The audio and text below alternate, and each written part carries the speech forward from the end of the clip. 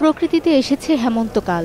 সকালে শিশির ভেজা সূর্যোদয়, মাঠে মাঠে চলছে শীতের হরেক রকম সবজির চাষ।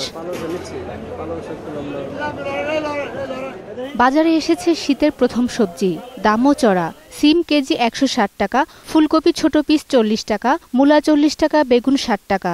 কোনো সবজি ৪০ টাকার নিচে নেই, তবে কমেছে শাকের দাম। শাক সবজি একটু দাম কম, কিন্তু আপনার শীতের যে সবজিগুলি এগুলি প্রচন্ড দাম চাচ্ছে। ৬০ টাকা ভেন্ডি, এটা তো অনেক দাম। ৪০ তো শুধু মূলাটা, আর সবকিছু ৫০, ৬০, ৭০ পর্যন্ত।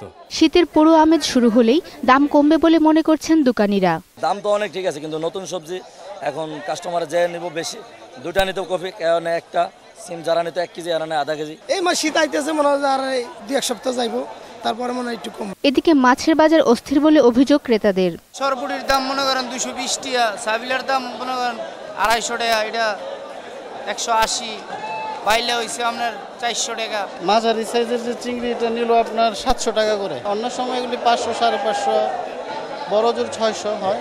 আর মোটা চাল সহ সব ধরনের চাল বিক্রি হচ্ছে আগের বাড়তি দামেই। নতুন চাল না আসা পর্যন্ত দাম কমার সম্ভাবনা নেই বলে জানান ব্যবসায়ীরা। একটু সামান্য কমছে, ৫০ পয়সার জায়গা আছে বস্তা ২০ টাকা ২৫ টাকা কমছে, সেই জায়গার মধ্যে সেই ২৫ টাকা আবারও বাড়াই দিচ্ছে। এদিকে তেল, চিনি ও ডালের দাম রয়েছে আগের মতোই। শাকেরা আরজু, ২১ টেলিভিশন, ঢাকা।